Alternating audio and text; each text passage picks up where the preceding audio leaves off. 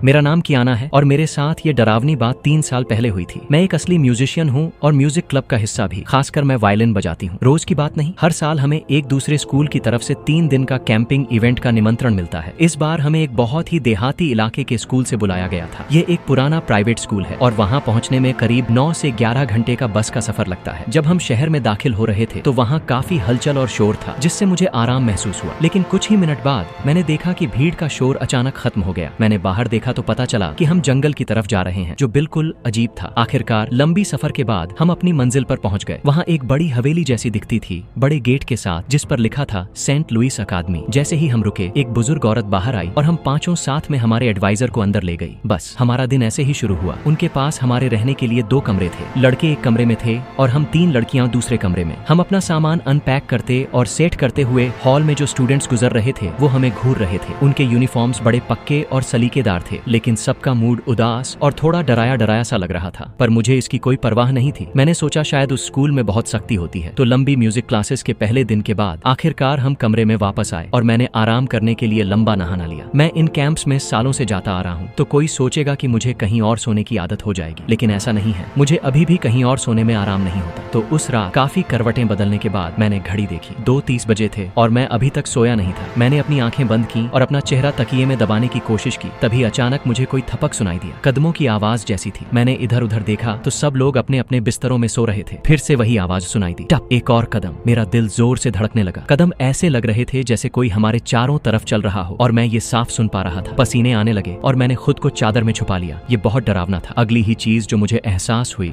सुबह हो गई थी। क्लास से पहले तैयार होते और अपनी रोज की रूटीन करते हुए मैंने सबसे पूछा, अरे कल रात किसी ने कदमों की आवाज सुनी? मैं अपनी बात को आसान और गैर डरावना दिखाना चाहता था। माया तो बाल बनाते हुए हंस पड़ी और बोली, ये तो तेरी कल्पना ही है। लेकिन लेनल दूसरी तरफ डर गया था। तो तुम्हें भी वो आवाज सुनाई दी? उसने घबरा कर पूछा। हम सब ठहर गए और माया ने मुड़कर कहा, मतलब ये सिर्फ एक सपना नहीं था। हम तीनों बिल्कुल चुप हो गए थे और उस कमरे में एक अजीब सी खौफनाक हवा थी। किसी को कुछ बोलना नहीं आता था, इसलिए हम पूरे सुबह चुपचाप बैठे रहे। लड़के तो ठीक लग रहे थे, लेकिन हम तीनों लड़कियां पूरी तरह डरी हुई थीं। सच कहूं तो इतनी घबराहट हुई थी कि ध्यान ही नहीं लग रहा था और पूरे दिन ध्यान नहीं देने की वजह से हमें डांट भी पड़ी। जैसे जैसे क्लास खत्म हुई और रात होने लगी, हालत और भी बुरी हो गई। डर का माहौल काफी बढ़ गया था और लेनो इतनी घबराई हुई थी कि वो सोने पर ध्यान ही नहीं लगा पाई। मैं और माया भी उसी हालत में थे। लेकिन कुछ घंटों बाद लेनो आखिरकार सो गई, पर मैं और माया बातचीत करते रहे ताकि अपना ध्यान बंटा रहे। फिर करीब 2:30 बजे थे जब हमने धीमे से किसी के कदमों की आहट सुनी। हम दोनों के रोंगटे खड़े हो गए और एक दूसरे को घूरने लगे। कदमों की आवाज धीरे धीरे तेज होती गई, लेकिन इस बार दोनों को एक अजीब सा रोमांच महसूस हुआ। ठंडी ठंडी हवा हमारे ऊपर वार कर गई। हम चादरों के नीचे घुस गए, बस यही सोचते हुए कि जो भी था जल्दी से चला जाए। पक्का तो नहीं कह सकता, लेकिन मुझे लगा किसी ने मेरा छू लिया और मैं कसम खा सकता हूँ कि उसकी सांस मेरे गर्दन के पीछे महसूस हुई। बस इतना ही कहूंगा। उस रात हम दोनों की नींद नहीं हुई। सुबह मैं तो हर तरह की घिनौनी फीलिंग्स से छुटकारा पाने की कोशिश कर रहा था और कम से कम आखिरी क्लास वाले दिन पर ध्यान देने की कोशिश कर रहा था। लेकिन लगता था कि माया का दिन तो बिल्कुल खराब चल रहा था। वो बिल्कुल भी ध्यान नहीं लगा पा रही थी। हम दोनों ने जो सुना या शायद महसूस किया, उसके बारे में बात करने का तो ख्याल भी नहीं किया। बस वहाँ से चले जाने ही चाहते थे। उस दोपहर हमारी बस आई और हम सब बहुत खुश थे कि अब हम उस स्कूल से निकल सकते थे। बाकी बच्चे हमें विदा दे रहे थे, लेकिन मुझे लगा कि सभी के चेहरे पर मुस्कान नहीं थी। वे सब हमें एक अजीब और बुरी नजरों से देख रहे थे। रास्ते में माया को बस में चक्कर आ गया।